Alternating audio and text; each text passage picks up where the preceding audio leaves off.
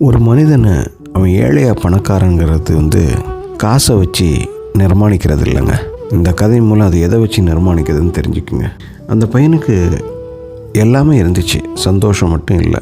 சாப்பிட பிடிக்கல, வீட்டில் தனியாக இருக்கான், வீடு சின்னதாக இருக்குது, வைஃபை இல்லை, அப்படி வைஃபை ஸ்லோவாக இருக்குது அப்படின்னு ஓயாமல் அவங்க அப்பா கிட்ட குறை சொல்லிக்கிட்டே இருந்தான். அவன் சொன்ன குறைகளை அவங்க அப்பா கவனமாக கேட்டுக்கிட்டே இருந்தார்.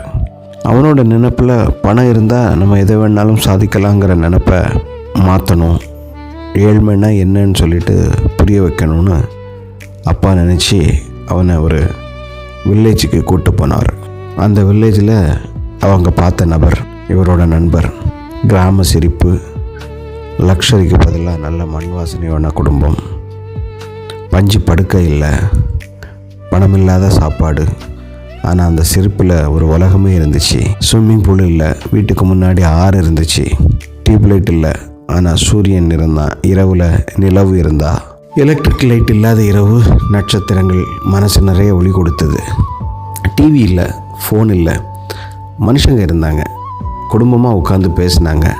அன்று இரவு பொழுது அவர் அங்கே கழிச்சிட்டு வீட்டுக்கு திரும்பி வர்றாரு காரில். அப்போ அப்பா கேட்டார், எப்படியா இருந்துச்சுது, இப்போ சொல்லு, நம்ம ஏழையா பணக்காரங்களான்னு. அப்பா, நம்ம உண்மையிலே ஏழை தான்ப்பா. அவங்க நம்ம வீட்டில் ஒரு நாய், அவங்க வீட்டில் 4 நாய். நம்ம வீட்டில் கோழியே இல்லை, அவங்க வீட்டில் கோழி இருந்தது.